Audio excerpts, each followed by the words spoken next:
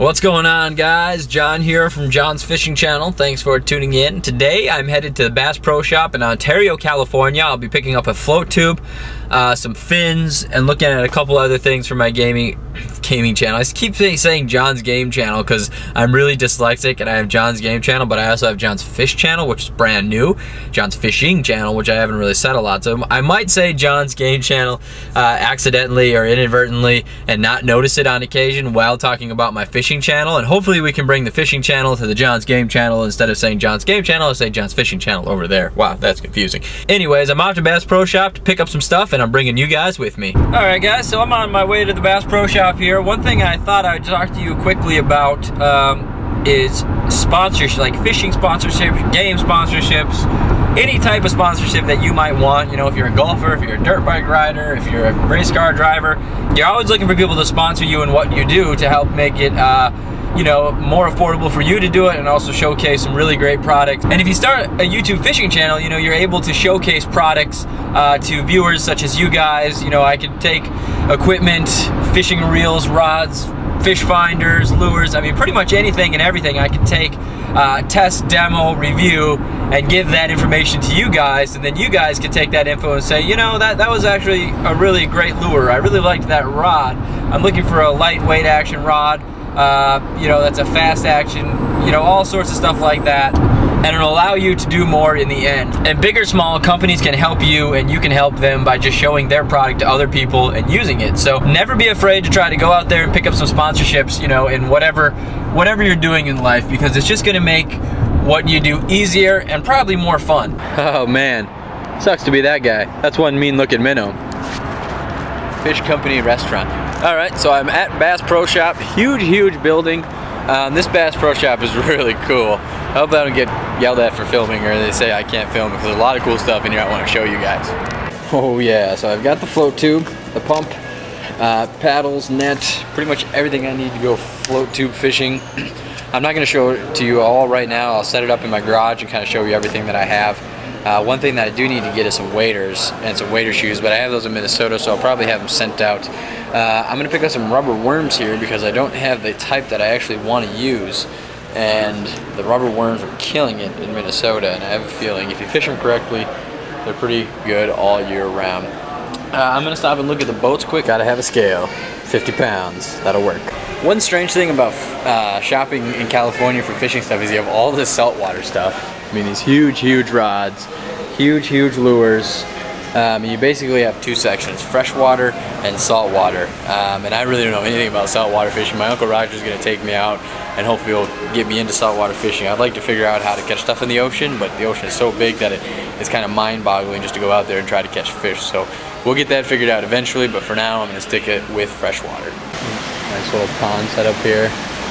Oh, they've actually got fish in there too. That's pretty neat. Fish just hanging out, the raccoons having a good time. Oh, there's a huge fish over there. See if you can see it. Looks like some sort of trout. A couple trout down there. That'd be fun to catch. Oh yeah, just seeing that commercial of Bass Pro Shop. They got a couple guys fishing in a pond. It's pretty funny. A couple more big fish down there. There's a really big one right there. Look at that tuna. Whoa. These things are so awesome. So that's the boat I'm thinking about buying. It's a 16-foot fishing boat with a flat platform on it, hand-controlled motor in the back. Pretty nice little boat, about $10,000, which really isn't that expensive. Boats have come down in price about the last 5 or 6 years because the economy's been rough, and they really are kind of like a, you know, luxury item for people to own. So prices have come down. I'm thinking about buying one. You can get them financed for a pretty good price per month, but we'll see what happens. Huge motors. I'll take that 300, please. Here's a bad boy buggy. They are 100% electric. They don't make any noise, and they are pretty awesome. I would like to have a boat like this someday. Pretty nice, but you need a place to drive a boat like that. That's part of the problem. I don't really have a big enough lake at the cabin. If I got really good at fishing in California and lived out here forever, if I found a big enough lake, I might buy something like that. So many big fish hanging from the ceiling. I never really noticed all that. Pretty cool. Huh. This is just a really cool store. Alright guys, so that pretty much concludes my trip to the Bass Pro Shop. I got a bunch of stuff here. I'm gonna go pay for it, bring it out to the car, and then when I get home, I'll go through it and show you kind of the whole setup that I bought. Alright guys, so I made it out of the Bass Pro Shop, and I I spent under $500, which is actually really good for buying a brand new float tube setup and all the stuff that I need to go. I didn't buy waders or wader boots because I have those at the cabin. I'll probably have my dad send them down here if I end up needing them. What I'm gonna do is I'm gonna head out to Corona Lake, and I'm just gonna go fishing in my shorts, in the water, in my swim trunks, in the float tube, and I'll see how that works out. I'm really looking forward to getting out and going fishing. It's been a long time since I've been able to do this. I don't know why I stopped fishing when I moved to California, but I guess I just didn't really know a lot about freshwater fishing in California, and I focused on golf for a few years, but it feels really, really, really good to be getting back into fishing, and I'm really excited to start a fishing channel. It's kind of funny, the reason I actually started a fishing channel is I was going down the river with my brother and our friend Eric, who is a fishing guide, you know, and I was like, Eric, you know, you gotta start a fishing channel. You gotta make YouTube videos. You can make a little bit of money off of it. You start getting the word out there about your fishing guide service. And he was like, yeah, sure, I know, yeah, I should start a YouTube channel, which is pretty much what everybody tells me when I tell them I should start a YouTube channel. I got off the river, I looked at Tom, and I said, crap, I should start a fishing channel because I love to fish. So here I am. So that's pretty much the origin of John's Fishing Channel, if you're interested. Next stop home, I'm gonna unbox and set up my float tube. I'm really excited. All right, so I've got my fins that I need. I've got my pump, a net, the float tube, and then I've got a bag of accessories here that I'll go through when I put everything in my float tube and tell you guys all about. So I picked up the FishCat 4, which is a FishCat series float tube. It features above water seating, 420 denier pack cloth top, 500 denier PVC bottom, 2 vinyl aerial cell, whatever that is, 2 large gear packs, beverage holder, which is very important, 14 pounds of air, I believe, 250 pound capacity, so it'll hold all of my stuff, 5-year limited warranty, which is nice, and then in the box it comes with the actual tube, the seats, the stripping apron, the ruler, and repair kit. You also need a pump, some fins, and those are the 3 things that you really need to get the float tube around the water. I also picked up a net, a float tube anchor, a bunch of lanyards, a weight, a scale, a tape measure, and a whistle for safety. I have my life jacket around here somewhere that I'll be using. It's an inflatable one, and so I've got all that stuff ready to go. So I'm gonna take the FishCat 4 out of the box, pump it up, load it up with gear, see how it looks, and then we'll see what happens from there. I will also be reviewing the FishCat 4 and doing a complete unboxing video on my fishing channel as a, you know, just a float tube video review, just so I can get into kind of reviewing gear. One thing I also bought was gear, cleaning oil, synthetic oil, and lubrication oil, all that stuff. So I'm going to clean up all my reels real good. I'll make a short little video about that, about reel care and how you should store them and stuff like that. So let's dive into this FishCat 4. Alright, and all the stuff fits in my trunk just like that. I did have to deflate it to get it in my trunk, so I'm going to bring my pump with me so I can reinflate it when I get back to where I'm going to go fishing. Alright, what's going on? I am at the lake. I've got good news and I've got bad news. The good news is I'm at the lake and I'm going to fish. The bad news is I don't have my waders, so I can't actually take my float tube out into the lake without waders because they don't want you to get any diseases or anything like that and go crazy and sue them.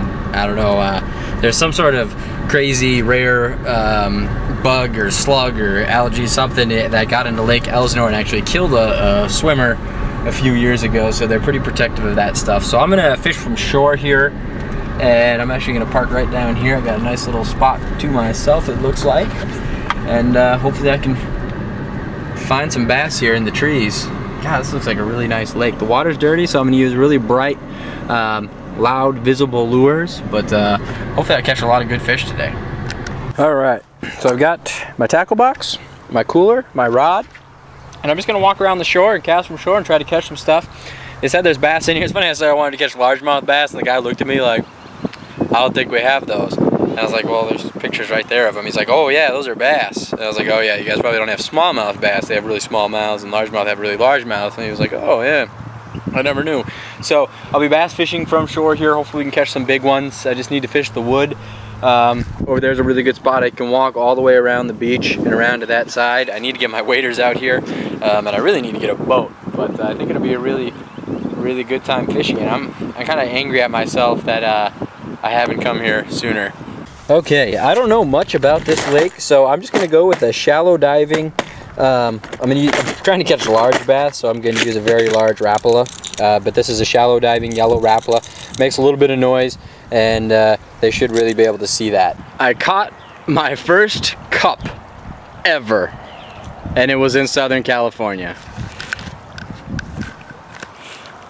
Awesome. This is starting to look a little bit better for bass as far as the water is concerned. It's got some sticks, logs, wood, all kind of hanging out there. There's a bunch of birds over there. I'm gonna go scare all them, but hopefully I can catch a bass in here and not a cup. Serious hike here to get back to the fishing spot that I want to get to. Now hopefully I can get around this lake. If I can, it's really gonna suck. That's all water down there. That's all water over there. I don't think I'll be able to get around this. I might have to rent a boat.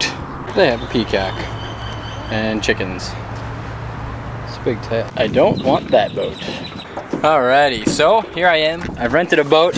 Not bad for 25 bucks for 4 hours. I'm back. I was fishing from shore, kind of right over here, along in there. I think there's a person back there now. But I wasn't catching anything, and I really wanted to come over to this shore that I couldn't walk to. So I'll be fishing here for a little bit. Hopefully I catch something. If I don't catch anything besides that cup, I will be really disappointed. That's the second piece of trash I've caught. Alright guys, so I've been out here for about an hour and I have not caught anything. I've moved around to a couple spots on the lake. I haven't really tried that end. I don't know, maybe I will, but I'm throwing on a classic spinnerbait right now. I've thrown everything I got at them. Deep running Rapalas, shallow running Rapalas, a lot of different colors, jointed Rapala, Memps. I've got Cleos, rubber worms, and they're not really biting, so I got the beer out. I'm gonna throw a spinnerbait. And I have one more daredevil that I'm gonna throw, and if I don't catch anything, I have to be in by 4 o'clock. It's about 3 o'clock right now, so hopefully I don't get skunked. This bird, he's got the longest neck. He's just trying to fly, and every time he puts his neck out.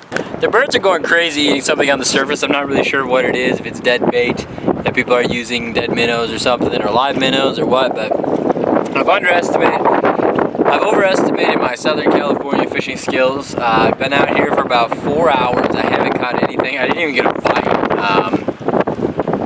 which is really disappointing. I didn't even get to use my float tube today because I didn't have waders, which is a good thing that I didn't, because it's extremely windy out here and having a float tube just would have been extremely difficult. So I'm going to reassess Corona Lake and how you fish it. I think that, well, I'm doubtful that's a fish. Yeah, there we go. No, just a weed. I've been asking people how to catch bass in this lake, and everyone kind of looked at me and laughed like, really? You're here to catch bass? Because they stock trout and catfish. So I will come back to Corona Lake. I don't know if I'll come back bass fishing if it's not spawning and you're guaranteed to catch them. I will come back here fishing for catfish as well as trout, and we'll see if we can catch those. But disappointing day on the fishing channel. I got skunked. At least I caught a cup and a plastic bag. If I wouldn't have caught the, no, nothing. Disappointing. Alright, well, this will probably be the end of my fishing video. I'm pretty disappointed, like I said, that I didn't catch anything and that I didn't get to use my float tube. So I'm gonna go home, have a few beers, and I don't know, make some burgers or something. Thanks for watching, guys. I'm John from John's Fishing Channel. That bird totally just snatched a minnow out of the water right in front of you. If I would have had the camera pointed that way, you guys would have saw it. It would have been awesome. But just a bummer of a day fishing. Not catching anything.